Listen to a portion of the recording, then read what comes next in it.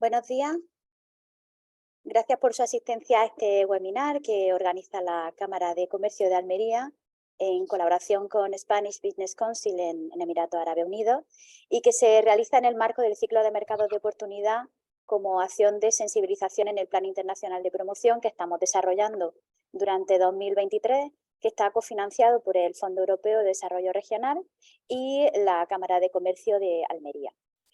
Soy Inmaculada Jurado, la responsable del área internacional de la Cámara y de Almería y, entre otras cosas, pues, la culpable de contar con la inestimable colaboración del equipo que ha preparado la Spanish Business Council NAU para que compartan con nosotros sus conocimientos del mercado de Emiratos Árabes Unidos, que sin duda se trata de una oportunidad única para acercar la realidad de un mercado tan interesante para nuestras empresas. Como uno de los puntos más importantes de esta jornada es el tiempo que tenemos muy limitado, paso a invitar ya a Marta Fernández de Alarcón, la secretaria general de la Spanish Business Council en Emiratos Árabes Unidos, para que continúe con la presentación y atienda a los ponentes. Muchas gracias, Marta. Gracias, Inma. Bueno, lo primero de todo, muchísimas gracias también por contar con nosotros. Gracias a la Cámara de Comercio de Almería, porque al final este tipo de colaboraciones entre las cámaras de comercio de España, que estamos en el resto del mundo, y las cámaras de comercio regionales que estáis en España es fundamental. Al final todos intentamos remar en la misma dirección y nuestro objetivo final es ayudar a todas las empresas españolas que estáis ahí luchando en el día a día. Entonces, bueno, gracias, Inma, gracias a la Cámara de Comercio de Almería. Y bueno, aprovecho para presentarme. Soy Marta Fernández de Alarcón, soy secretaria general de la Cámara de Comercio de España en Emiratos Árabes. Y hoy tenemos la oportunidad de hablar del mercado de Emiratos Árabes Unidos, ¿no? De las oportunidades de negocio que hay aquí y de cómo está la situación a todos los niveles. Vamos a tener un enfoque experto guiado a través de los aspectos generales del mercado, que para esta parte vamos a contar con un ponente que es Álvaro Angulo, que es el agregado comercial del ICEX. A continuación vamos a tratar los aspectos más legales, específicamente de implantación de empresas aquí. Para ello vamos a contar con Albert Llobé, que es Head of Spanish Desk Legal Consultant en Slater Graph, que es miembro de la Cámara. Y por el lado de los aspectos financieros que vamos a tratar a continuación, contamos con Javier Pardo, que es Managing Partner en Pardo Partners, también miembro de la Cámara de Comercio de aquí, ¿vale? Entonces, bueno, doy paso en primer lugar a Álvaro, que os va a proceder a hablar del tema de los aspectos generales del mercado en Emiratos. Gracias, Álvaro. Nada, muchas gracias, Marta. En primer lugar también gracias a la Cámara de Comercio de Almería, a Inma y a todos los asistentes. A ver si podemos hacer una presentación lo más dinámica posible. Trataré de no extenderme mucho e ir al grano. Y nada, cualquier pregunta que tengáis o inquietud, vamos, la podéis poner por el chat o luego preguntar por videollamada, como veáis. Bueno, pues voy a comenzar hablando un poco de cómo se puede entrar en los negocios aquí en Emiratos Árabes Unidos. Y para ello he preparado una pequeña presentación, a ver si puedo compartir pantalla. Vamos a ver. Sí, porque lo tengo aquí. Un momentito. A ver si me deja.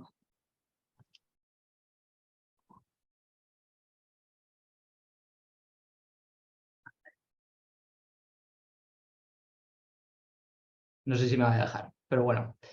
En cualquier caso, voy comentando. Bueno, en primer lugar, Emiratos Árabes Unidos forma parte del Consejo de Cooperación del Golfo, que es una cooperación entre 6 países del entorno, que son Bahrein, Kuwait, Omán, Qatar, Arabia Saudí y Emiratos Árabes Unidos, con una población de unos 57 millones de habitantes, con una religión que es el Islam y un PIB que ostenta prácticamente el 1,7% del total mundial unos 1,3 billones de euros.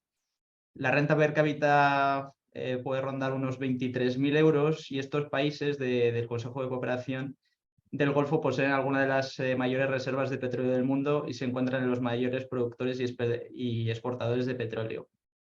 Además, estos 6 países cuentan con 3 de los 10 fondos soberanos más importantes del mundo, que son la Abu Dhabi Investment Authority, el Saudi Arabia Monetary Authority y el Qatar Investment Authority. No obstante, estos datos que pueden ser una media de estos países de cooperación del Golfo, sí que divergen un poco de la situación concreta de Emiratos Árabes Unidos. Emiratos Árabes Unidos, a pesar de ser un importante exportador y productor de petróleo y gas, su economía se ha diversificado bastante en los últimos años, ya que son conscientes de que el petróleo no va a durar para siempre y ya se enfocan en otros sectores de la economía, como el turismo, como veremos un poquito más tarde. Emiratos Árabes Unidos cuenta con 7 emiratos, de los cuales Abu Dhabi y Dubái son los más conocidos. Abu Dhabi es la capital administrativa y es el que posee las mayores reservas de petróleo. Y por otro lado, Dubái, que se ha configurado como hub logístico, comercial y financiero.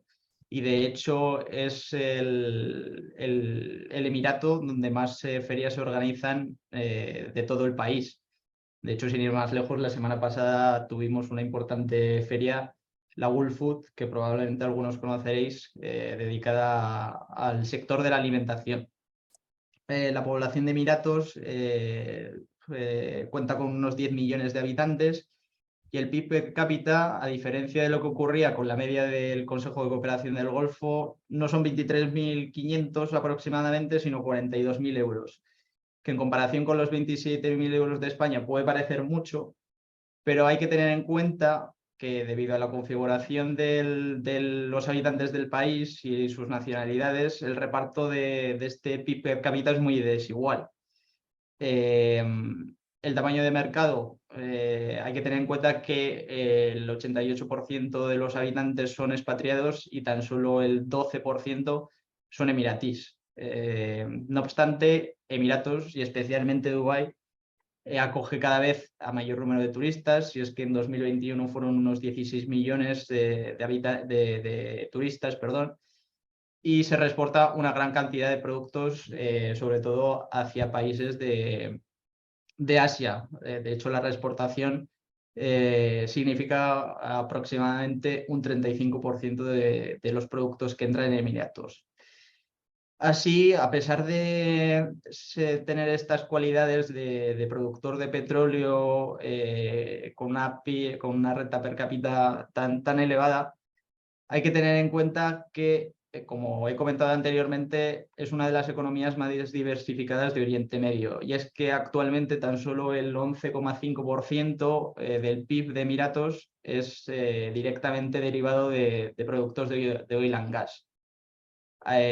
Asimismo, hay que tener en cuenta que gracias a esta diversificación de la economía y teniendo en cuenta que los precios del petróleo aumentaron mucho, especialmente el año pasado, las perspectivas económicas de Emiratos Árabes Unidos son muy buenas. De hecho, en 2022 la economía creció más de un 7,3% y se espera que en 2023 este crecimiento continúe y se sitúe en el 3,8%. En comparación con el crecimiento de los países de la Unión Europea, pues no tiene nada que ver, es mucho mejora. Y además, Emiratos cuenta con una capacidad de ahorro muy buena debido a sus fondos soberanos que gestionan más de 1 billón de euros en activos. Asimismo, la tasa de apertura de este país es muy elevada, es el 135% del PIB del país, y de hecho esta apertura comercial ha ido aumentando debido a esta diversificación de la economía también en los últimos años. Así, los factores que cuenta Emiratos Árabes Unidos son muy favorables para este crecimiento que ha experimentado. Y es que se ha recuperado mucho la actividad comercial y el turismo una vez acabada la pandemia. También se ha visto beneficiado del conflicto de Ucrania contra Rusia, derivado pues eso, de esos aumentos del precio del petróleo que ya he comentado, de atracción de capitales extranjeros, de también expatriados de esos dos países que han venido aquí, etcétera. El sector inmobiliario también está sufriendo o gozando, según se vea, de un elevado crecimiento. De hecho, los alquileres en el país cada vez son más altos, pero bueno, hay oferta más que suficiente y de hecho se siguen construyendo importantes promociones inmobiliarias. Y además, como factores favorables al crecimiento, cuenta con grandes facilidades para otorgar visas a los trabajadores cualificados. De hecho, tienen una política muy importante de atracción de talento extranjero y a través de sus políticas de incentivo de startups y scale-ups pueden otorgar golden visas a aquellos emprendedores que decidan instalarse en Emiratos. Asimismo, también cuenta con importantes políticas de apoyo a determinados sectores como la industria, la economía digital, las energías alternativas, etc. Por lo tanto, por lo que hemos visto hasta ahora, parece la leche instalarse en Emiratos Árabes Unidos.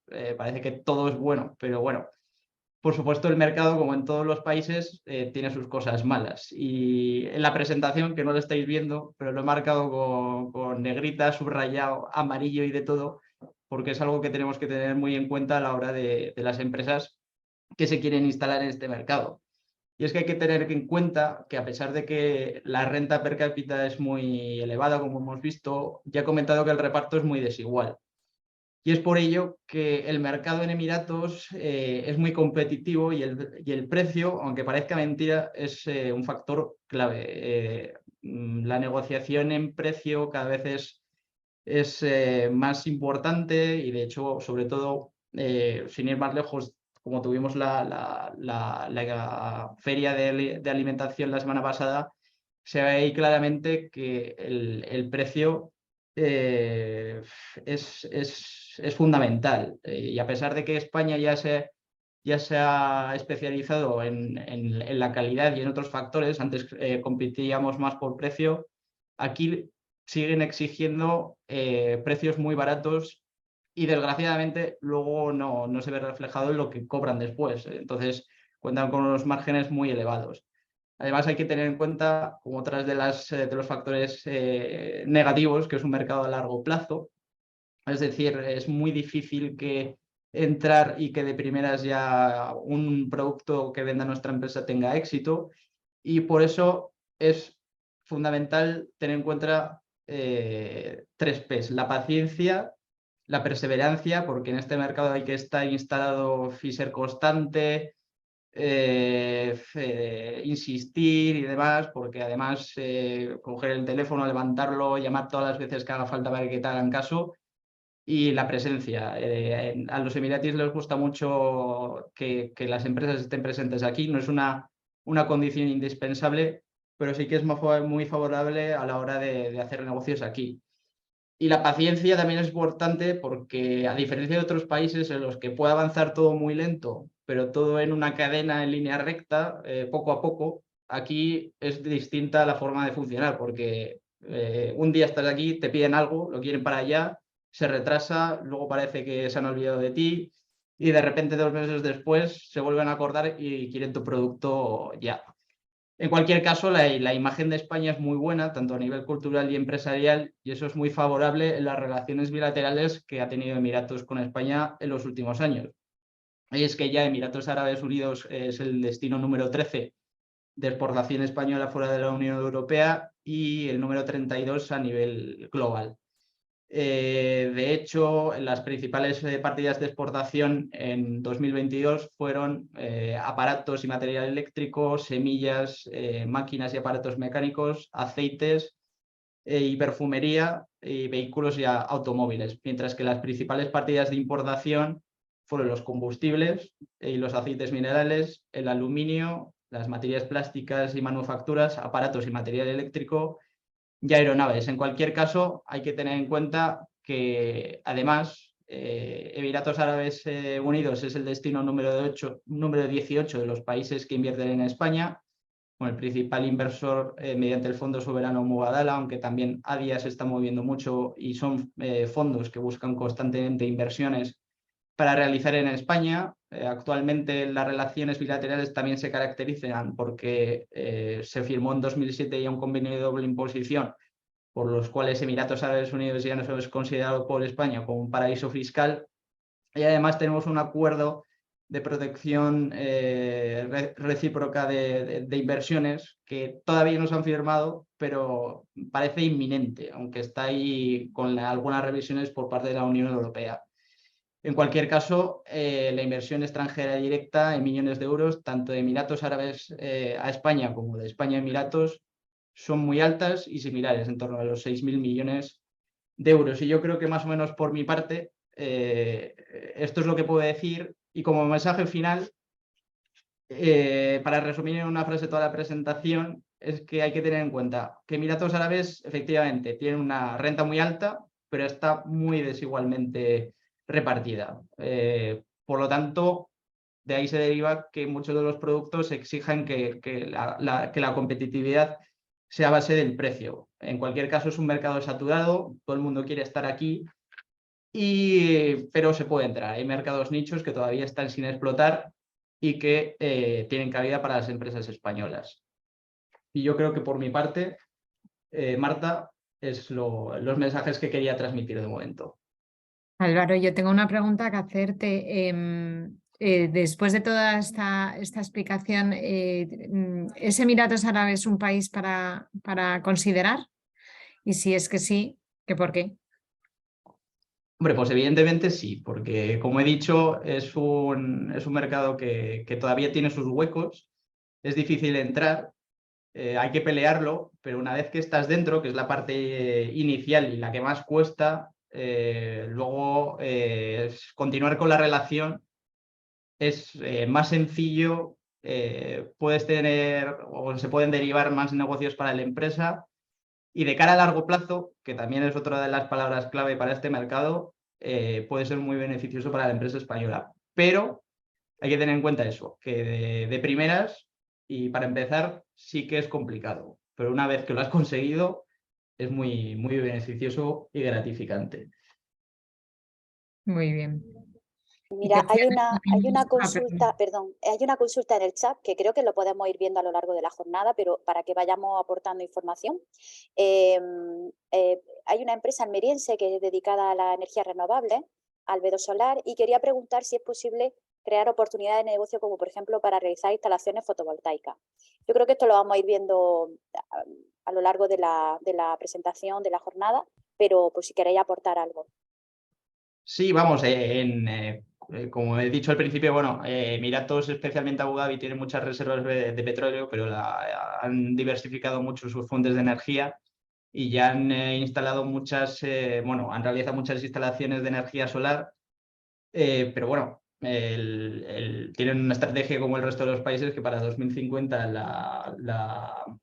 la economía tiene que ser neutra en carbono, y a pesar de que se van a apoyar mucho en energía nuclear, efectivamente sigue necesitando de mucha energía renovable, especialmente solar, no tanto la eólica. Aquí no hace mucho viento y la eólica sí que la tienen un poco más apartada, pero la energía solar, invertirán mucho en energía solar, energía nuclear y también en hidrógeno de cara a los años siguientes. Por lo tanto, efectivamente, se realizarán instalaciones fotovoltaicas en los próximos años, a pesar de que se han hecho muchas ya.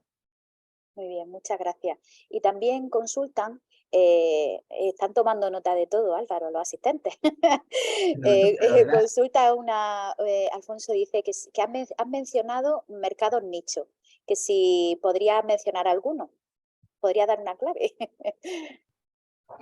Pues, a ver, mercados nicho hay, sobre todo yo creo que valoran mucho ahora mismo temas de energía, de hidrógeno todavía está en una fase incipiente, pero se desarrollará mucho en los próximos años. Luego, con mercados nicho me refería a que las empresas españolas, afortunadamente, porque es clave, en los últimos años ya no están tan enfocadas al precio, sino a la calidad. Sin embargo, en este país buscan el precio. Entonces, la gran masa de ventas, por así decirlo, va a ir para productos de precio, mientras que no quiere decir que para determinados alimentos o para otros sectores la calidad esté bien valorada y ahí puede haber algo de nicho. En cualquier caso, yo qué sé, por ejemplo, una empresa de aceite es muy difícil entrar porque la mayor parte de los habitantes de este país son indios y consumen aceite de girasol. Y nosotros aceite de girasol pues no nos dedicamos tanto como es el aceite de oliva. Aceite de oliva, por lo tanto, hay empresas que ya están instaladas en este país, vendiendo tanto en el canal Horeca como en el canal Retail. Y aunque es difícil entrar, se podría entrar, pero hay que buscar pues, esos huecos, esa parte del mercado que todavía no tiene su oferta y que puede existir. Eso ya sería hablar de cada sector en concreto y valorarlo. Pero el mensaje es ese, que productos que se venden en España, ya muchos se ofrecen en el mercado, pero puede haber hueco. Muy bien, muchísimas gracias, Álvaro. También hay otra consulta, pero igualmente, si os parece, continuamos con las presentaciones y luego de las mismas, Marta, si os parece bien, pues las vemos porque es verdad que se están generando ya. Yo creo Hablan que sobre, quizás sí, mejor al final, ¿no? Para luego, correcto, que correcto, posiblemente muchas de estas preguntas se acaben se resolviendo a lo largo completen, de las otras efectivamente. dos Pues ponencias que nos quedan. Marta, continúa, muchísimas gracias. Continuamos, doy paso a Albert Llobé, que ya está conectado. Muchas gracias, Álvaro. De nada.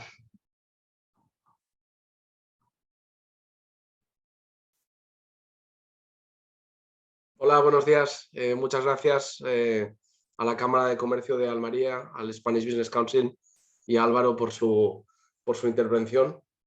Yo tengo un PowerPoint. ¿Puedo ya compartir pantalla, Marta?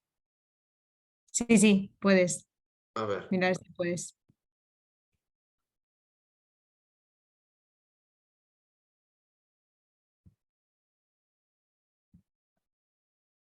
Vale, ¿lo veis todos?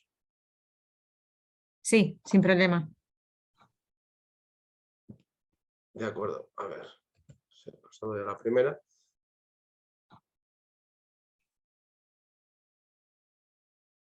Bueno, muy brevemente, somos Schlüter-Graf Legal Consultants. Como su nombre indica, somos un despacho de origen alemán. Sin embargo, bueno, nos establecimos en Dubái en 1995 y ahora mismo tenemos oficinas en Alemania, donde está nuestro headquarter, en Arabia Saudita y en Pakistán y Etiopía, y cubrimos toda la región de Oriente Medio con nuestros partners o nuestras colaboraciones regionales en Qatar, Bahrein, Omán, Kuwait y Egipto. Somos un despacho especializado en derecho mercantil. Yo siempre digo que somos el departamento jurídico de la empresa que no tiene. Y bueno, yo particularmente soy Albert Llobé, soy un abogado de Barcelona y llevo los últimos 7 años vinculado a este despacho, prestando asesoramiento jurídico a las empresas o bien que se quieren implantar aquí o que tienen negocios en la región. Esta va a ser la agenda de hoy. He intentado mantenerlo lo más simple posible porque creo que lo más interesante de estos webinars son las preguntas que ya se van generando al respecto. Así que entramos directamente en el tema del establecimiento. Como algunos de vosotros sabéis, en Emiratos Árabes existen dos jurisdicciones, ¿no? Una es Mainland, que es la jurisdicción continental, es la habitual, y después existen una serie de zonas francas o distritos de la sociedad distritos de las ciudades, donde, bueno, una de las principales diferencias era que en zona franca, antes del 2020, en zona franca no se necesitaba un socio local que controlase como mínimo el 51% de las acciones, a diferencia de mainland, donde sí que se requería este socio local. En resumidas cuentas, luego veremos también más diferencias, pero para que os quede la idea general, es que en mainland o en la jurisdicción ordinaria se aplica la Commercial Companies Law, que es el código de la ley societaria de Dubái. Sin embargo, en las zonas francas se aplica la regulación de cada zona franca. Ahora paso a ver, no, aquí, vale. Tendría que haber aquí un slide más con las diferencias entre las zonas francas y en la zona franca y en mainland. A ver, no sé dónde habrá pasado. Bueno. Sí, básicamente, como decía, las zonas francas empezaron un poco para salvar, o tuvieron su origen para salvar la exigencia de un socio local que controlase como mínimo el 51% de las acciones de una sociedad. Vieron que este esquema no facilitaba la inversión extranjera, entonces crearon una serie de distritos.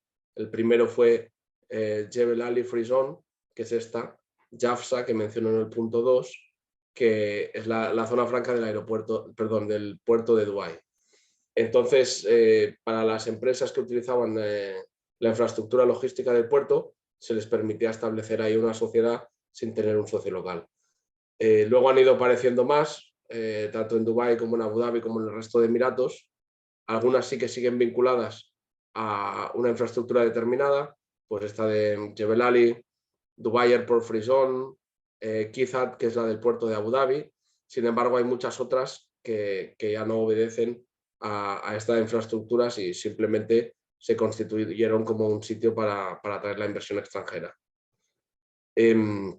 Los precios, la diferencia del precio entre el establecimiento en mainland, en el DID normal y en zona franca, es que la zona franca ellos lo definen como one-stop shop, ¿no? A la hora de establecernos en una zona franca, únicamente lidiamos con una autoridad. Esa autoridad de la zona franca es la que nos alquilará las oficinas, emitirá los visados de residencia, emitirá la licencia y todo lo demás. Sin embargo, cuando vamos a mainland, van a ser las distintas autoridades. Por ejemplo, el Department of Economic Development, que es una suerte de registro mercantil, va a ser quien emita la licencia. Inmigración va a ser quien nos emita los visados. Para alquilar una oficina acudiremos al libre mercado.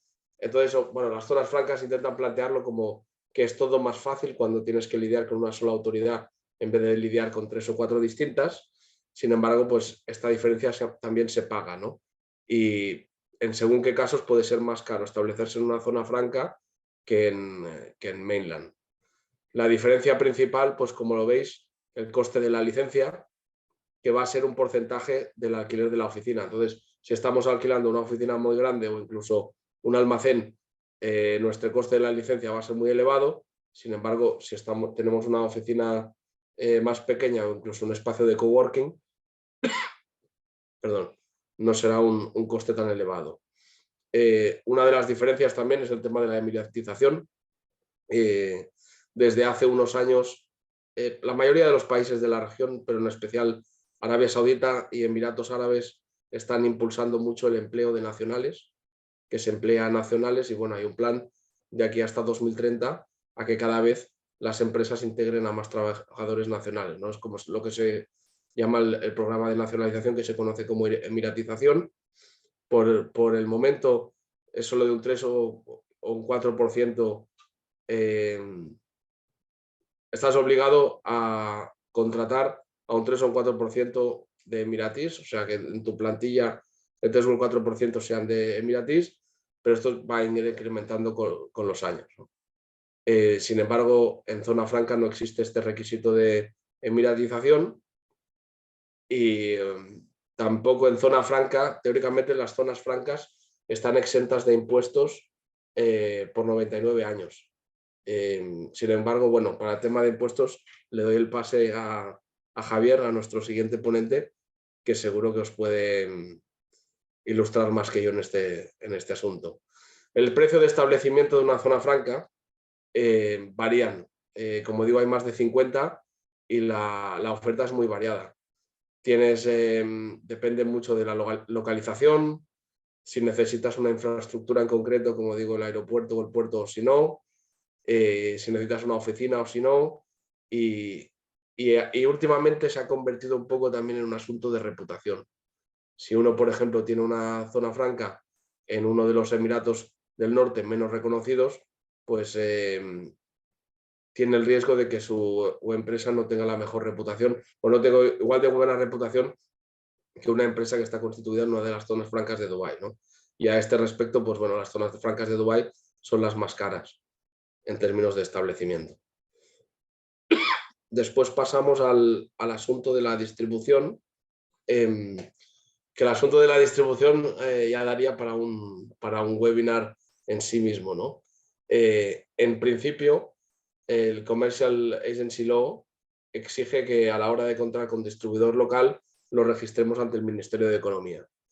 Este registro del Ministerio de Economía exige un acuerdo notarizado entre el principal y el agente, por el cual al agente se lo nombre distribuidor exclusivo en Emiratos Árabes, cuente con el import code de los productos y figure tanto en el Ministerio de Economía como en customs, en aduanas. A la hora de la verdad, pocos son los casos de registro y nosotros desde el despacho recomendamos en la medida de lo posible que no se produzca este registro. ¿Por qué? Porque este registro, bueno, como digo aquí en la presentación, confiere mucha protección al distribuidor. Incluso el distribuidor tiene la posibilidad de ir con este acuerdo a aduanas y decir, oye, mira, todos estos productos con este código de importación, con este import code, me los bloqueas. Y en aduanas no le preguntarán ni el por qué, simplemente es una potestad que tiene y él puede hacerlo, ¿no? Entonces, hay muchos riesgos también. Cualquier disputa entre el principal y el agente, más allá de la jurisdicción que pactemos, que podemos pactar arbitraje, etcétera, lo que queramos. Sin embargo, el comité de agentes del Ministerio de Economía, disculpad, tiene jurisdicción exclusiva sobre disputas entre el principal y el agente y la rescisión de los contratos entre el principal y el agente, siempre y cuando estuvieran registrados en el Ministerio de Economía. Y entonces, pues esto da muy poca seguridad jurídica y acaban siempre dándole mayormente la razón al agente y estableciendo indemnizaciones muy cuantosas para el principal. Entonces, bueno, en la medida de lo posible, nosotros nos recomendaríamos el registro, así que si en algún momento contactáis con un distribuidor y os dice, sí, hombre, y vamos, sí, no hay ningún problema, pero vamos al notario a firmar este acuerdo, etcétera, etcétera, que lo registraremos, tener mucho cuidado con esto. Y finalmente, a los consejos prácticos, calcular bien los costes de implantación.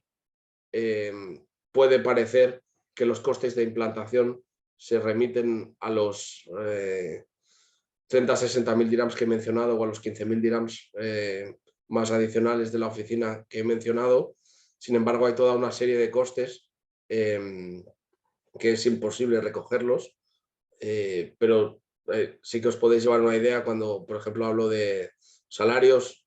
Los salarios aquí son bastante altos.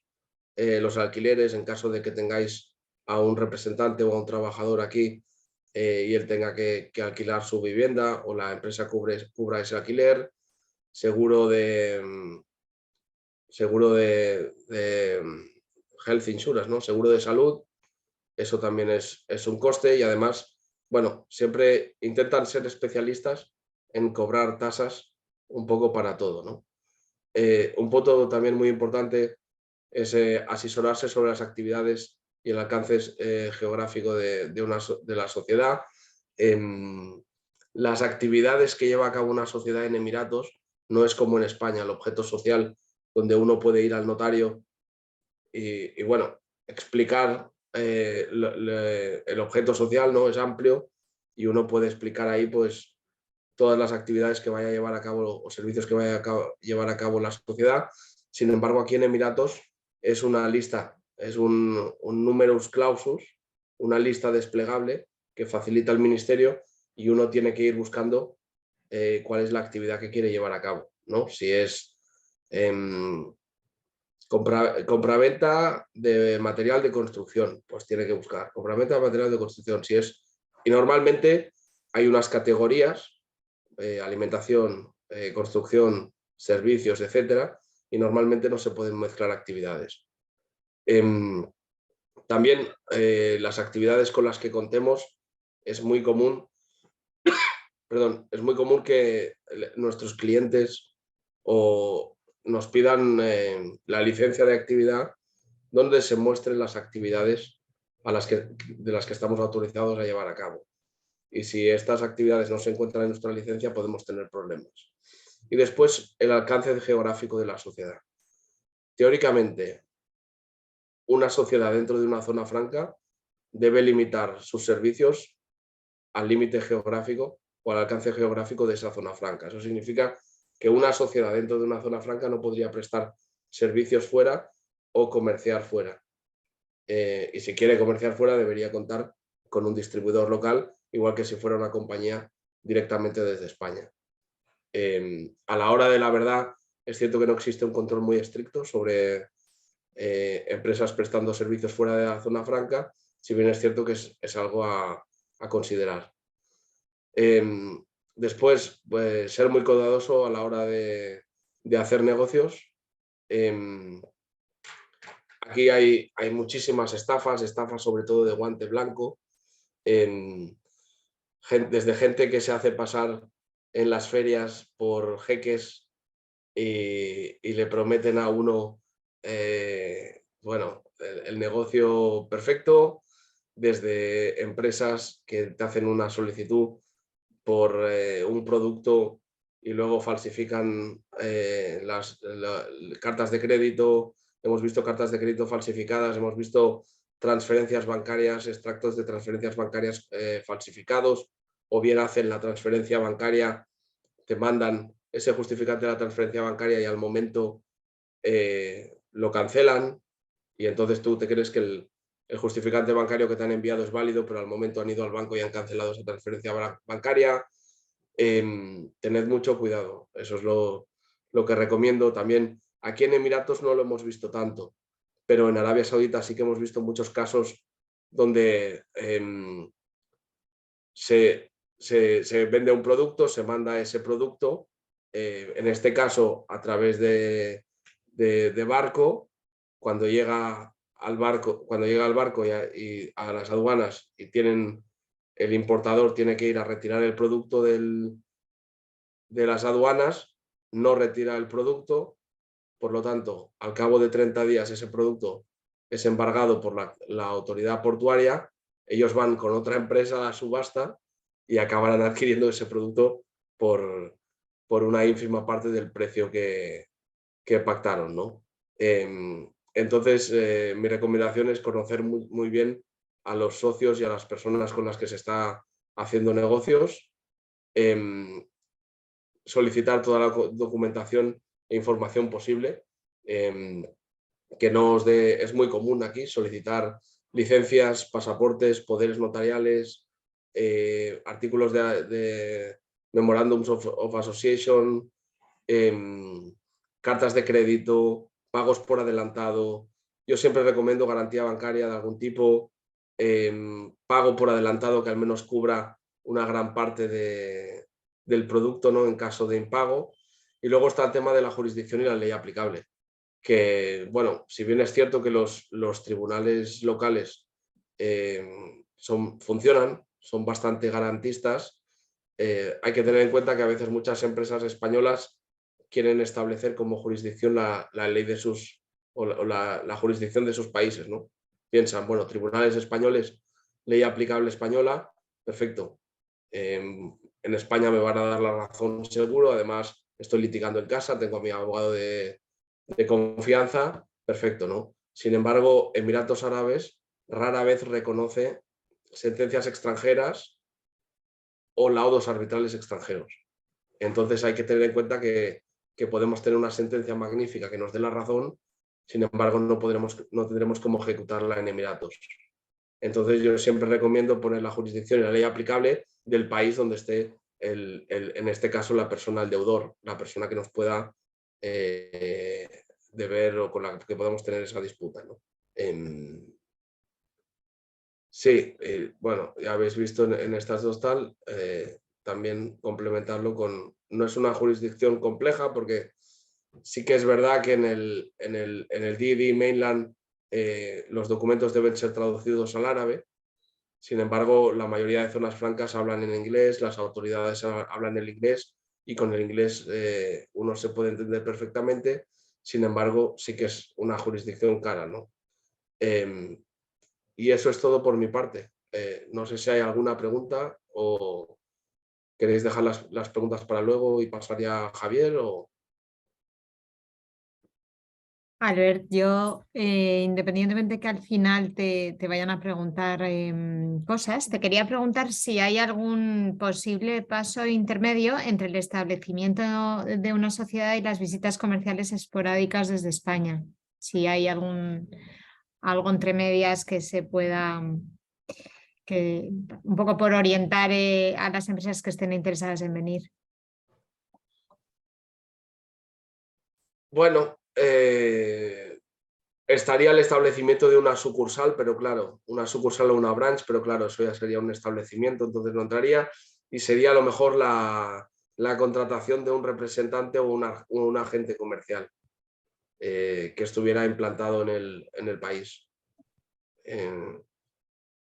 Sí, a una persona que se dedicara a desarrollar el negocio para la empresa en el país, lo que yo entiendo que podría ser algo a medio camino. Pero sin embargo, como ha mencionado Álvaro, la presencia es muy importante y la presencia de alguien de confianza, ¿no? A priori yo no recomendaría nombrar a alguien o contar con alguien que ya tuviese un portfolio de marcas muy amplio, ¿no? Sí que recomendaría que fuese una persona de nuestra total confianza y que dedicara todas sus energías a nuestra marca o a nuestros servicios.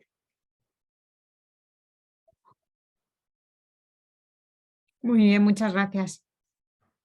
Damos paso al siguiente ponente, a Javier Pardo, que nos va a hablar del tema financiero. Muchas gracias, Alberto. Encantado, gracias. A ver. Hola, buenas a todos. Bueno, dar las gracias al Spanish Business Council y a Marta y bueno, a Álvaro y también a la Cámara de Comercio de Almería por esta por esta sesión, este webinar.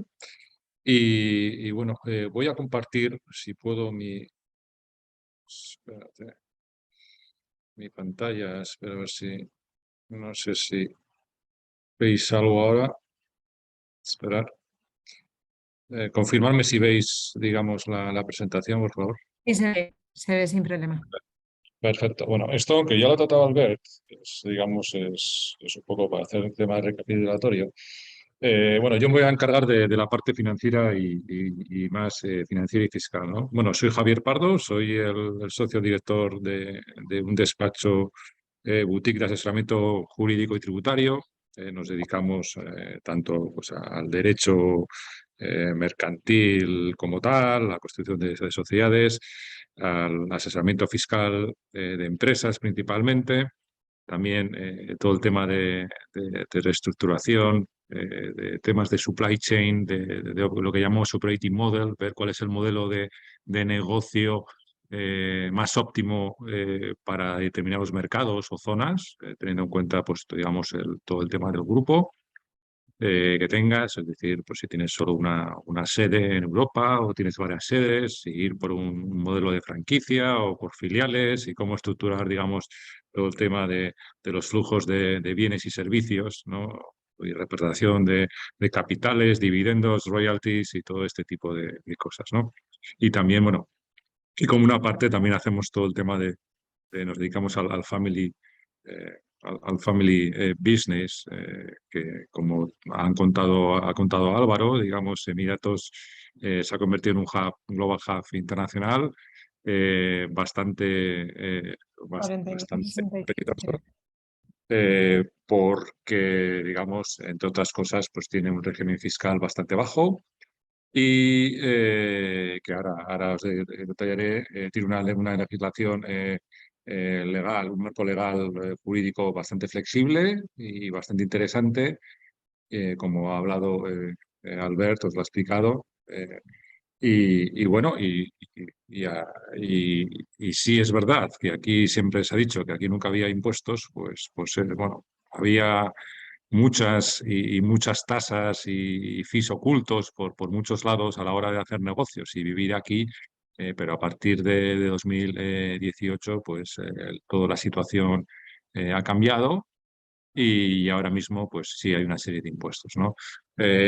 Bueno, solo añadir una pequeña cosa a lo que ha dicho Albert, que digamos que todo el tema a través, bueno, que a partir de 2020 pues se ha, digamos, liberalizado, digamos, la posibilidad de tener la propiedad, 100% propiedad extranjera en el mainland a ciertas actividades. Hay una activity list que cada DID de cada emirato, digamos, ha hecho una lista de actividades que se pueden tener una empresa de capital extranjero, incluso en mainland, acotado, etcétera. Pero bueno, eso es una cosa, y no para todas las actividades estratégicas no, pero otras sí, ¿no?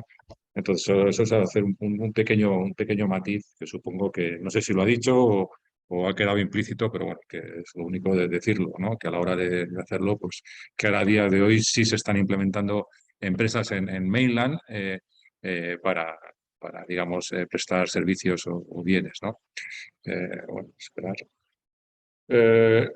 Bueno, aquí, digamos, esta slide, lo que digo, bueno, pues otros costes, ¿no? que habría que hacer, como ha dicho Albert, o consideraciones que hay que hacer a la hora de venir aquí, ¿no? Es verdad que hay ventajas, pues que, digamos, de los 10 millones eh, que hay en Emiratos a día de hoy, pues hay una mano de obra muy cualificada en todo tipo de servicios, de gente bastante cualificada. Es un sitio bastante, digamos, a día de hoy no hay un personal income tax o un IRPF, ¿no? ni gastos de seguridad social para no miembros, o bueno, ciudadanos del GCC, de la Confederación del Golfo. Y luego, pues, digamos, consideraciones a la hora de venir aquí, pues existe lo del el proceso de militarización, que dependiendo del número de empleados, pues te van a obligar a contratar, digamos, personal local, ¿no? Y así eso va incrementando. Y que luego, pues que hay unos procesos de visas, etcétera, etcétera, y que tardan un tiempo y hay una serie de costes, ¿no? Y que luego, pues que también hay un seguro privado, ¿no? Entonces, supuestamente, aquí, antes de, de 2018 no había impuestos, ¿no? Cosa que no era del todo cierto, ¿no? Sí existía, digamos, una legislación en materia de impuestos a nivel de cada emirato. Otra cosa es que el tipo que se aplicaba, digamos, era de cero, ¿no? Por eso se decía que las free zones tenían una exención fiscal de 99 años. Porque en puridad ahí dentro de las free zones no había impuestos, pero bueno, después de que el Emiratos se viera forzado a seguir los principios de la OCDE, del Fondo Monetario Internacional, y crear, digamos, un sistema tributario, entre otras cosas, para salir de la lista negra de la Unión Europea y de todos los diferentes decretos que le consideraban como, a nivel global, que le consideraban como paraíso fiscal, pues a partir del 1 de enero de 2018 se implementó el IVA y también los impuestos especiales y también, bueno, también hay un arancel del 5% a las importaciones de estos productos o lo valor en aduana. Y a partir de junio de 2023, por eso digo aquí 2023, pues va a empezar el impuesto sobre sociedades, ¿no? El Corporate Income Tax, ¿no? Pues bueno, esto es, digamos, la foto anterior a efectos de tributación directa, anterior a 2023, es decir, no había impuestos sobre sociedades. Bueno, existía, pero en la práctica no se aplicaba. En el mainland y en las zonas francas pues había una exención o una aplicación del 0%, ¿no? No existía, digamos, un withholding tax o un sistema de retención, no había un impuesto sobre ganancias como tal, o sea, como ganancias de patrimoniales o de capital. Existía, digamos, el Real Estate Transfer Tax, que es una especie de impuestos sobre transmisiones patrimoniales onerosas, que es un 4% que sigue existiendo a día de hoy, que en puridad esto no es un impuesto, es un fee como tal, pero que aunque la normativa te permite dividirlo entre comprador y vendedor, 2% cada uno, en la práctica, pues la verdad que, bueno, que es el comprador el que tiene que pagarlo, ¿no? Sobre lo que he dicho de impuestos sobre sociedades del Corporate Income Tax, es verdad que había una sección que ciertas compañías que hacían oil and gas y también sucursales de bancos y estaban sujetas a un impuesto sobre sociedades, pero bueno, cada cual con definición. ¿Qué pasa a partir de junio de 2023? Pues que se implementa el impuesto sobre sociedades, la normativa acaba de salir, y lo que te dice es un sistema bastante, digamos, de un modelo occidental, copiando, digamos, todas las mejores prácticas, el best practice de la OCDE, del Fondo Monetario Internacional. A ver, si a nivel global el tipo medio de un impuesto sobre sociedades está creo que en el 23%, en España estamos ya hablando de más de un 25%, etcétera, etcétera. Y aquí, digamos, el tipo que va a haber es de un 9% sobre el net profit, sobre el beneficio como tal, ingresos menos gastos, pues lo igual el sistema de operación en España. Sobre cuando tu beneficio sea superior a 375.000 dirhams, que son unos $100.000 más o menos, ¿no? En el tema de las free zones, a día de hoy, el ámbito de aplicación del impuesto te dice que las free zones también estarán sujetas al impuesto sobre sociedades. No obstante, hay una figura que se llama un qualifying income, que todavía no está definida como tal, y en los próximos meses, antes de junio, el gobierno tendrá que emitir un cabinet resolution diciendo qué significa, cuál es su definición.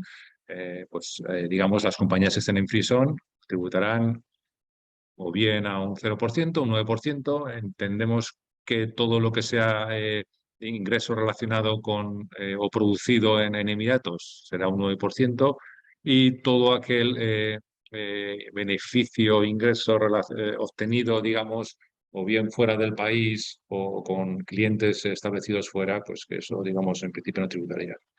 No va a haber un impuesto de un withholding tax como tal, aunque es verdad que la normativa dice que no hay un tipo de retención, pero posteriormente menciona que es posible que exista, con lo cual ahí es otro de los vacíos legales existentes a día de hoy que a todos los fiscalistas internacionales nos están llevando de cabeza porque no tiene ningún sentido la norma.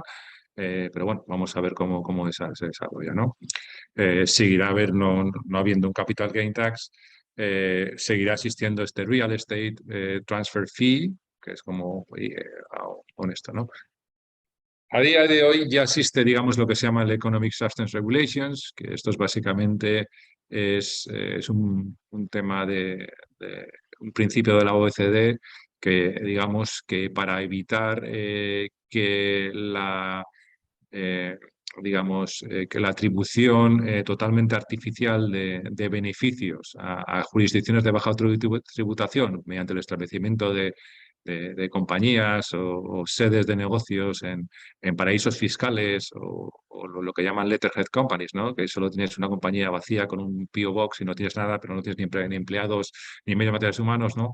Pues le han obligado a Emiratos a tener, digamos, a implementar normas de Economic Systems Regulations para ciertas, digamos, tipo de empresas, ¿no? Principalmente compañías en el mundo de seguros, el tema de holding companies, headquarter companies, ciertos distributors, o sea, hay que hacer una especie de un examen funcional y si dependiendo, digamos, tu modelo de negocio, por eso es lo que digo, es muy clave tener muy claro el operating model y ver cómo se hace negocio y hacer un análisis de tus medios materiales humanos y eh, qué haces en qué jurisdicción y qué medios tienes en cada tal jurisdicción, pues habrá una obligación es un reporting obligation, exclusivamente dar información.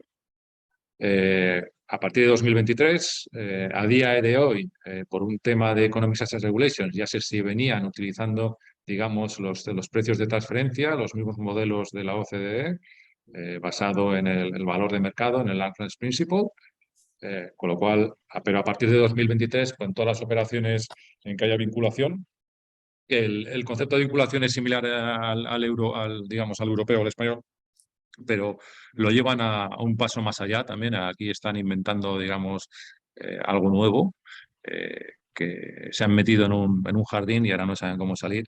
Pero bueno, también va a haber vinculación no solo entre empresas vinculadas que directa o indirectamente participadas o controladas, sino también entre empresas que por tener un único dueño hagan negocios, aunque el ownership, porque tengan un porcentaje de accionarial sin control, puede dar lugar, digamos, a un tema de vinculación y a obligación de mantener el valor de mercado. Anteriormente no existía el valor de mercado, salvo en el IVA, en operaciones es pues similar a lo que pasaba en España, cuando una de las dos partes no tiene el derecho pleno a la deducción del IVA, o sea, digamos, hace operaciones que no generan derecho a deducción, entonces ahí sí que hay valor de mercado. Lo que digo de Accounting IAS es Accounting International Standards of Accounting, es decir, pre-2018 esto era como el salvaje oeste, es decir, había unas estructuras, principalmente las estructuras del negocio local, de los grupos familiares, etcétera, pues se mezclaba mucho, digamos, lo que es la titulación personal de ciertos bienes o empresas, con el negocio como tal, ¿no? Había una línea ahí un poco gris y se confundía todo, ¿no? Y asimismo no había obligación de presentar, salvo en casos muy tasados, o por ejemplo en las free zones, que dependiendo qué tipo de free zone, el authority bueno, el organismo que regula esas free zones, pues que te obligaba igual a mantener una serie de contabilidad e incluso a veces pues a auditar, digamos, los financial statements, ¿no? Pues no existía nada, ¿no? Con lo cual, a partir de 2023 va a haber obligación de tener una contabilidad, digamos, que siga los criterios de contabilidad internacional y también obligación de auditar, ¿no? Digamos, las cuentas, ¿no? No había impuestos, pero de la nada pues, se ha creado un network, o sea, de convenios de doble imposición, pues que actualmente son más de 135 países, ¿no? Que tienen un convenio de doble imposición, entre ellos España, que es un convenio que está bastante bien, la verdad, y que, bueno, que regula, digamos, cualquier tipo de relación o de imposición entre, digamos, entre compañías establecidas en Emiratos con compañías establecidas en España, incluso de personas físicas, ¿no? Pues a tipo de rentas sujetas a los no residentes, etc, etc, ¿no? Esto es lo que se regula, España lo tiene como lo es, y ahora mismo hay otros en negociación. Estas son las consideraciones fiscales en temas de tributación indirecta. Como veis, hay una línea, digamos, que empieza en octubre de 2017, que es con todo el tema de los impuestos especiales, que es lo que veis abajo, que se llama excise tax, que principalmente es, pues, como ocurre en España, un impuesto especial por definición es un impuesto a ciertos productos que en principio su consumo es perjudicial para la salud, ¿no? como puede ser pues, temas de mucho azúcar o pues, energy drinks, pues, bebidas que, pues, estos como Red Bull, etcétera, tabaco y otro tipo de drinks, ¿no? Entonces, aquí lo que hacían es, a partir de 2017, pues se puso un impuesto especial bastante fuerte, como veis, de un 50%, incluso del 100%, ¿no? De un día para el siguiente, pues muchos productos como el tabaco doblaron el precio. Así, esto funciona, así funcionan las cosas en este país. Y luego, en 2000, a partir del 1 de enero de 2018, cuando la ley, ya os lo digo a título informativo, y sobre todo el reglamento de aplicación salió el 28 de noviembre, para que os hagáis una idea que hubo para ciertas cosas un mes de preparación para estar, digamos, para implementar todos los modelos de IVA, ¿no? Es un modelo, digamos, la gente dice que es un modelo totalmente europeo, yo difiero, yo como especialista en impuestos y especialmente en imposición indirecta, os digo que sí, que es verdad que han seguido, digamos, un modelo similar al de la directiva europea. Aquí está lo que se llama el GCC Framework Agreement, que es como una especie de directiva de IVA para el Gulf Cooperation Council, los países, los 6 países que ha mencionado antes Álvaro, que es una ley de mínimos y luego cada país ha desarrollado su ley, ¿no? Os digo que no es un modelo expresamente europeo porque han copiado, en vez de copiar la directiva y hacerlo bien, han hecho un popurrí con una ley de IVA británica bastante mala, deficiente y muy mal traspuesta como tal. Y luego han cogido, pues dependiendo la nacionalidad del asesor de cabecera del gobierno, en este caso, que fue una Big Four, pues por ejemplo el sistema financiero no tiene nada que ver, la tributación del sistema financiero no tiene nada que ver con el modelo europeo, sino tiene que ver pues, más con un modelo casi, pues, sorprenderá, malayo y australiano. Y hay otras, o sea, es una norma, digamos, que tiene su aquel, ¿no? Es verdad que tiene un 5% del tipo impositivo, el tipo es un único del 5% o un cero, también hay algunas excepciones, ¿no? Y hay un umbral para el registro de unos $100.000, de 375.000 dirhams. Si haces actividades, si estás por debajo del umbral, no tienes la obligación de registrarte y tener un número de IVA, un número fiscal, pero cuando lo incrementas, pues sí, no.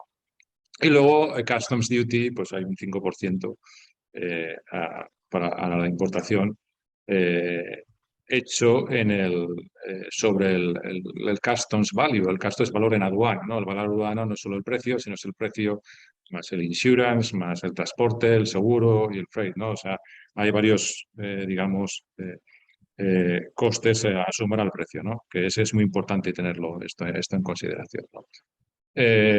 A tipo, para tener para poder importar en nombre propio, aquí os digo que hay que tener una licencia en aduanas y para eso tienes que tener, digamos, establecido en principio es una LLC, ¿no? Si no es un tema fácil, ahora se ha realizado un poquito, pero al principio todo el mundo operaba con un operador logístico, con un agente de aduanas, que la verdad, como se venía de un mundo, de una cultura sin impuestos, ha dado mucho lugar a mucho tipo de problemas, con lo cual yo lo que recomiendo, si estáis en un modelo de distribución de mercancías, materiales, productos, etcétera, etcétera, es contactar, digamos, un experto fiscalista que tendrá un contacto de un agente de aduanas en condiciones y que os haga, digamos, un assessment, un estudio previo digamos, de cuáles son las implicaciones fiscales, ¿no? Una cosa muy clara aquí, que no lo he dicho, es el modelo el operating model, vuestro modelo de negocio. Es decir, para entrar en un país o bien creas alguna de las estructuras que ha dicho Alberto o Álvaro, o creas una compañía, o empiezas con una rep office, una oficina de representación o una sucursal, o te vas, digamos, a una free zone o te vas en el mainland, ¿no? Digamos, con las características que puede tener, digamos, la elección digamos, de la jurisdicción, ¿no?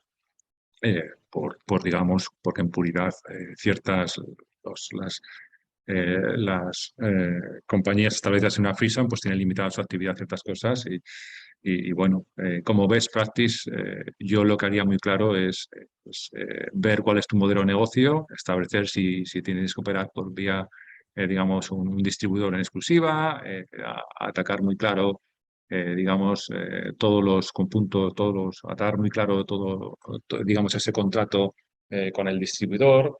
Ojo con los contratos de agencia, porque los contratos de agencia, si están registrados, digamos, le deja, digamos, al firmante extranjero muchas veces una situación de inferioridad o puede tener muchos problemas, digamos, porque la gente puede tener un control absoluto sobre su mercancía y le pueden incluso prohibir a la empresa extranjera importar su mercancía si hay cualquier desacuerdo con un agente comercial, ¿no? Con lo cual, ojito con lo que hagáis. Por eso yo os recomiendo muy mucho ir a un despacho con empresas expertas en el global trade, en el comercio internacional, que conozcan digamos, el mercado y a partir de ahí hacer un estudio integral, no solo de la estructura por la que vas a iniciar un negocio aquí, sino, digamos, la forma legal, sino, digamos, qué es lo que te conviene, si vendemos, digamos, en España o en aguas internacionales, importa, digamos, una persona a otra, ¿no?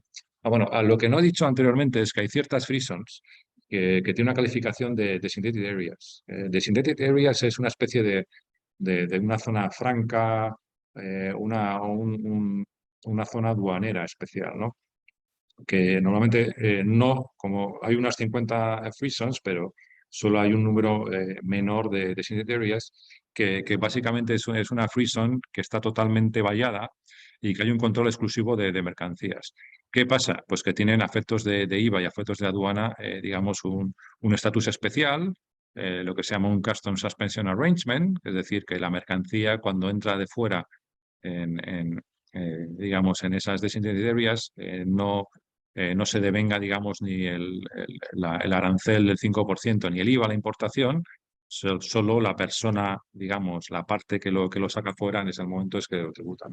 Con lo cual, aquí se abre la puerta a una planificación fiscal y una planificación empresarial a la hora de ver cuál es el modelo de negocio, ¿no? Puedes tener, digamos, dentro de lo que es Emiratos Árabes Unidos, mercancía de tu propiedad, a día de hoy, digamos, haber pagado, digamos, un IVA a la importación 5% más un valor a la aduana de lo mismo, ¿no? Con lo cual te permite darte cierta flexibilidad de tener un stock aquí y posteriormente pues, vender a través de un distribuidor, etc.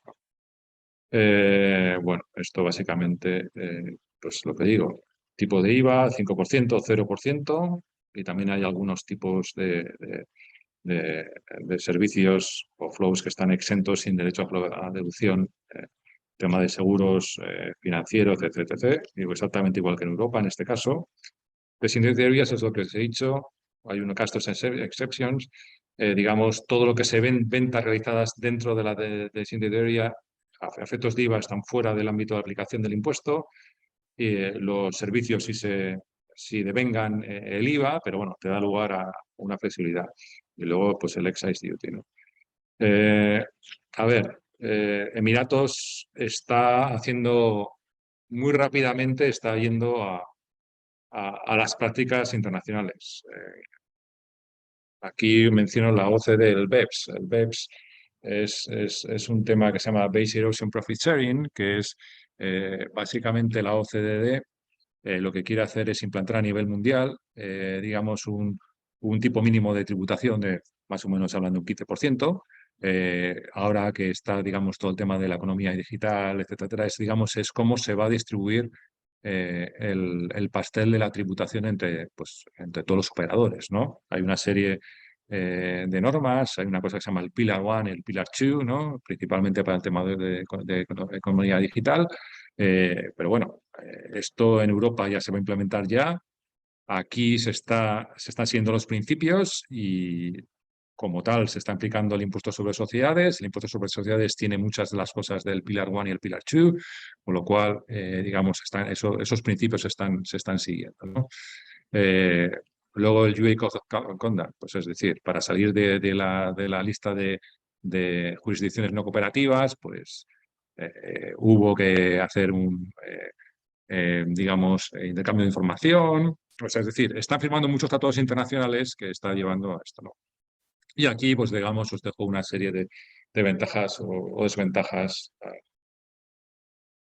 pues como de Emiratos como un Global Hub, ¿no?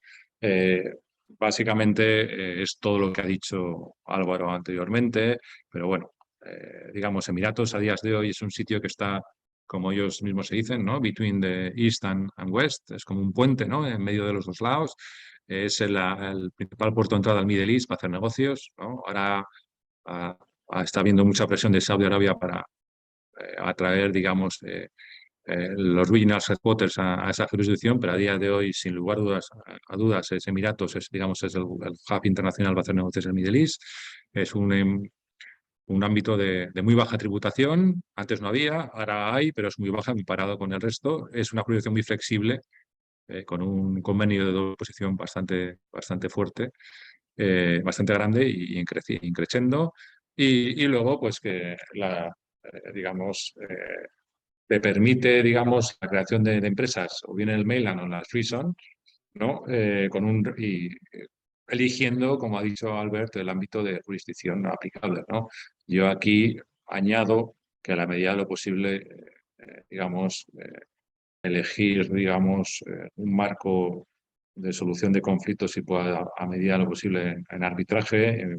Emiratos Árabes Unidos ofrece esas posibilidades tanto en Dubái, en Abu Dhabi, DIFC, EDM, tienen arbitration courts, que la resolución te evitas ir a una corte local donde aplique la Sharia y por mucho que sea garantista, digamos, no va a aplicar lo que tú estás acostumbrado, con lo cual yo ahí lo recomiendo.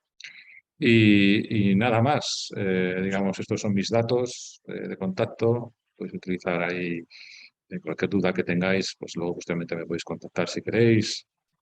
Y nada, cualquier pregunta que tengáis, que creo que soy el último speaker, pues adelante.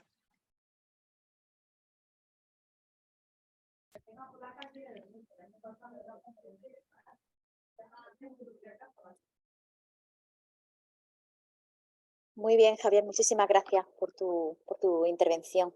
Pues sí, creo que eres el último y has cerrado, bueno, con una información súper completa, todo lo referente al macro, digamos, para trabajar con Emiratos Árabes.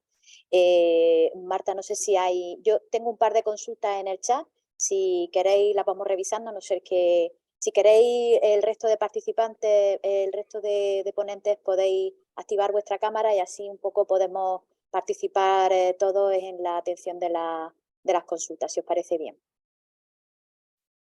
Vale, pues había una consulta que teníamos pendiente de Sara en la que decía que bueno, que se ve que ha revisado los datos de exportación y en 2022 comentaba que se ha reducido la exportación de cítricos desde España a Emiratos. Entiendo que llevaba un hilo en su vida, pero en 2022 bajó. Queremos saber en qué países lo compran y los motivos. Yo lo único que puedo aportar desde aquí es que, bueno, eso es en cuanto a datos, información estadística que podemos sacar, pero no sé si vosotros podéis aportar algo que sepáis, que conozcáis sobre este tema. Gracias.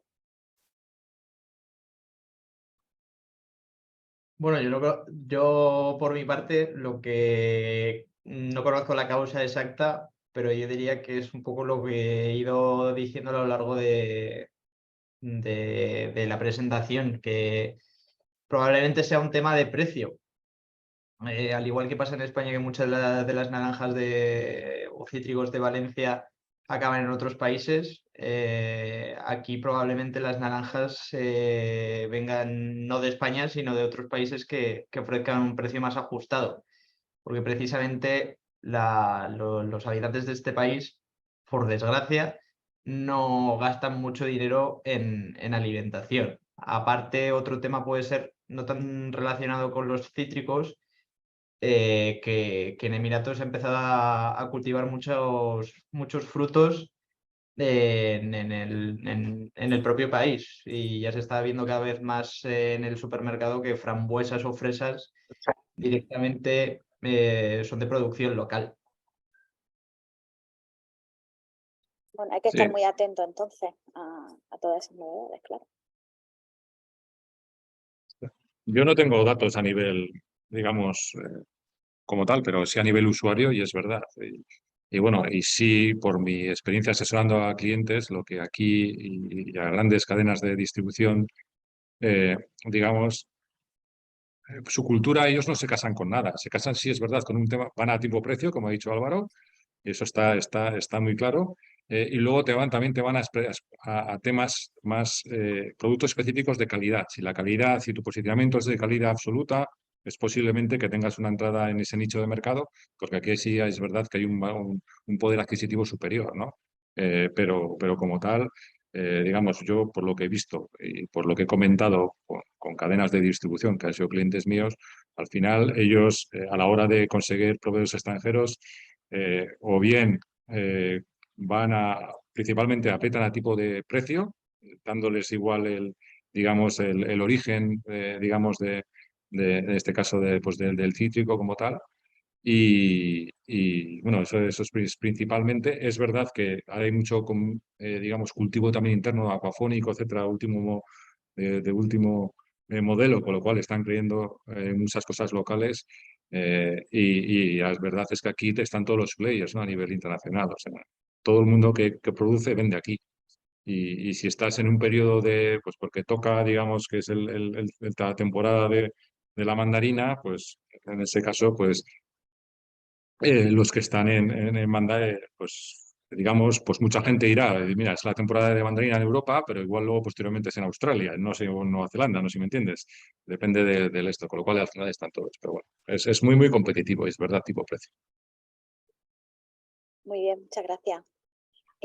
Luego hay una consulta que entiendo que es no sé si es una curiosidad en este sentido. Habéis utilizado la palabra emiratización. No sé si ha sido Albert, me parece. No sé si, porque entiendo que tendrá, no sé si es una palabra que está establecida, que se utiliza, no. Sí, es una palabra que se utiliza, normalmente se utiliza en inglés, emiratization. Del comentario de después que pone ok, entiendo que ha entendido lo que significaba, ¿no? Sí. En resumen, es el programa nacional del gobierno para potenciar el empleo de nacionales, ¿no? En términos generales hablamos de nacionalización. Cuando estamos en Arabia Saudita hablamos de saudización. En Emiratos hablamos de emiratización, ¿no? La emiratización no es tan fuerte como la saudización en Arabia Saudita, si bien es cierto que bueno, hay que cumplir estos cupos, ¿no? Que son de momento entre un 3 y un 4% de nuestra plantilla, pero bueno, seguramente está planeado de que vaya increciendo. Muy bien. Sí, como dice Albert, perdona un momentito, como dice Sí. Albert, es que de hecho cambió hace una semana. O sea, anunciaron que se incrementaba el cupo, es como tal, ¿no? También es verdad que es a partir de un número de empleados, ahí esto es un tema también gradual, ¿no? Pero sí, y esto ha venido para quedarse y es así. Es decir, es 1 millón de locales y mucha gente joven, es un país muy joven como tal, y con casi todos universitarios. Anteriormente, los locales, por la obligación de tener, digamos, las empresas en mainland un 51%, pues muchos vivían, las familias vivían digamos, de este side agreement, del ser un socio, ¿no? Con las empresas extranjeras, principalmente. O sea, pero eso era así, ¿no? Eso poco a poco está cambiando. Y va a ir a menos, con lo cual, pues sí, están obligando a hacer esta monetization y nada, y es verdad, y lo están siguiendo y si no lo sigues, las multas son, digamos, bastante importantes. Eso, perdonad, eso es un tema que no he dicho, o sea, el régimen sancionador a nivel fiscal, que justo acaban de cambiar, es muy fuerte aquí. O sea, mejor hacer las cosas bien, porque las sanciones, comparadas con los que hay en España, son una auténtica locura. Es decir, si venís, asesoraros desde el primer momento, hacer las cosas bien para evitar sanciones, porque es una locura. Muy bien, Javier, muchas gracias. Pues de hecho, esto casi que contesta un poco la siguiente consulta. Dice, ¿con quién podríamos contactar para establecer un primer vínculo de negocio? Yo creo, Marta, no sé si puedes aportar un poco información acerca para hacer este primer vínculo de negocio, un poco ¿Con quién pueden contar allí en Emiratos Árabes? Y que para eso también organizamos esta jornada, ¿no? Pues por un lado tenemos bien la parte del ICEX que hace la labor de crear una agenda comercial y dar información acerca de cómo está el mercado, específicamente según los sectores en los que estén interesados. Y por otro lado, a nivel legal y a nivel financiero ya más específico, bueno, pues en este caso tenéis a Albert y a Javier disponibles para este tipo de consultas. ¿Vale? Dentro de la cámara tenemos muchos más miembros, pero bueno, como obviamente están ellos aquí delante y ya les tenéis aquí su contacto, cualquiera de los dos os podría ayudar en este tipo de implantación y de primer paso para venir aquí. Muy bien, muchas gracias. Y en la última consulta, aunque hay una mano levantada, es una empresa de ropa laboral. Consulta sobre el tema textil, si sería una buena opción en Emiratos.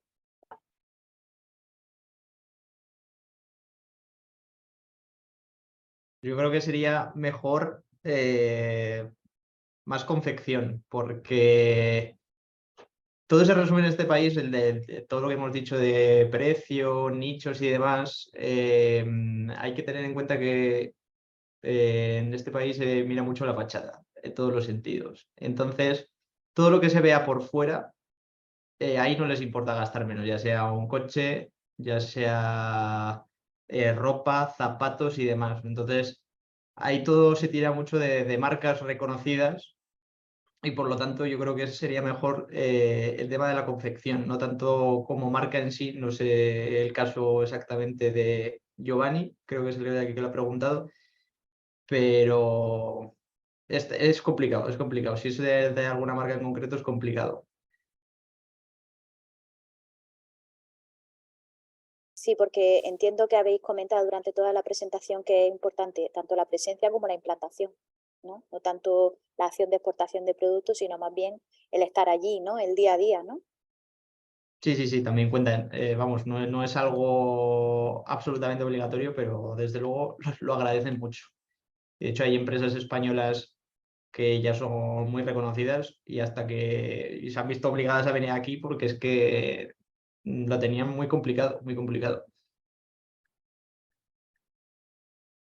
Muy bien. No sé si hay alguna consulta más. Estamos en los últimos De todos minutos, modos, ¿sí? para finalizar, de todos modos, antes de acabar, porque parece que tanto Albert, Javier y yo hemos dicho como al final parece como mensajes negativos porque es muy difícil, precio, hay que tener en cuenta con los timos, los costes, etcétera.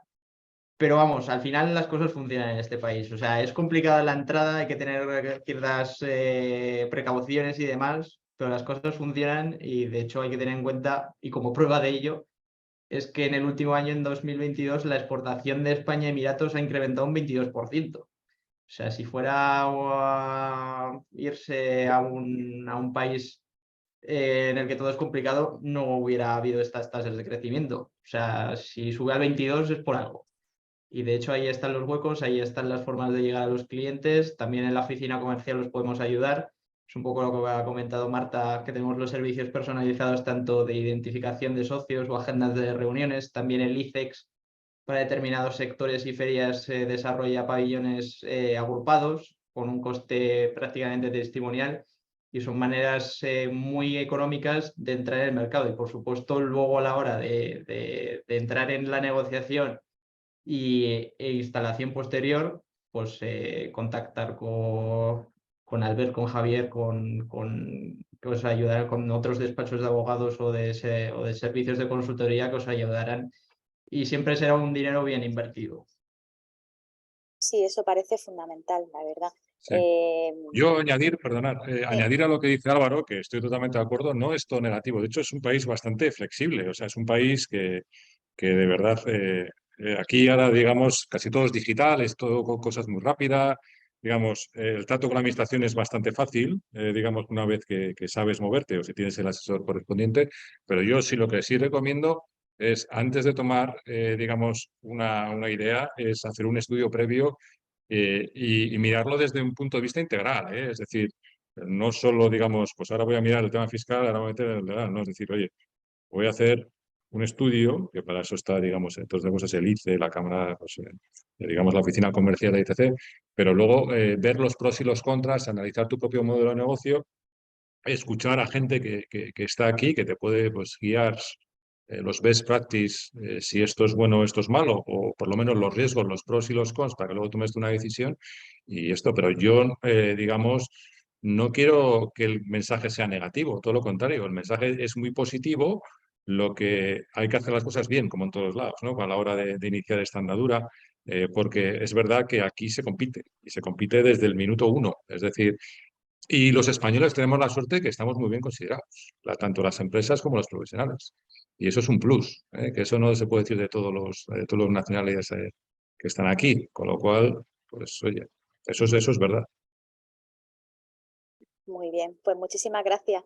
Rozando el último minuto, vamos fantásticamente. Mira, Giovanni pregunta si la feria en Emiratos Árabes sería interesante acudir sin tener ventas allí. O sea, es decir, que entiendo que todavía no tienes una actividad exportadora, no estás presente en el país, pero como una prospección comercial, acudir directamente a la feria con expositor. Sí, sí, sí, por supuesto. Vamos, hay muchas empresas que vienen y todavía no tienen negocios aquí. Y precisamente las ferias es un mecanismo para intentar encontrar clientes, distribuidores y demás. O sea, por supuesto que aunque no tenga las ventas aquí, es precisamente el trampolín para poder entrar. Tampoco es el éxito está 100% asegurado, pero desde luego es un método, es un método. Muy bien, muy bien. Nada, gracias a ti, Giovanni. Pues en cualquier caso, os pasaremos la información en la medida que nos sea posible y están los contactos de todos los participantes en esta jornada. Yo nuevamente quiero agradecer a Marta, por supuesto, secretaria de la oficina de la Spanish Business Council allí, Albert Jové, Javier Pardo, por supuesto, Álvaro. Vuestra colaboración en esta jornada ha sido bueno, fantástica, porque al final es un poco el objetivo que teníamos. Vamos a las claves, a lo práctico, a lo del día a día, a lo que realmente luego cuando terminemos esta jornada todo el mundo me va a preguntar a mí aquí en la cámara, en Almería. Y sobre todo porque es verdad que y el otro día compartía con Marta una información, las exportaciones de Almería a Oriente Medio han crecido en un 30 y tantos %, creo que había leído, ¿no? Y Emirato era una de las zonas donde más se exportaba. Y la verdad es que para mí eso también es muy, muy interesante. Y os agradezco vuestro último refuerzo positivo en que es un mercado realmente de oportunidad y alcanzable, ¿no? Para la empresa, ¿no? Así que muchísimas gracias a todos por vuestra participación. Nada, gracias a vosotros, Inma, y gracias a todos los asistentes que nos habéis estado escuchando. Gracias también a los ponentes, por supuesto, que siempre, gracias a su ayuda, el Spanish Business Council es lo que es a día de hoy. Gracias. Gracias a todos. Muchas gracias. Gracias, hasta luego.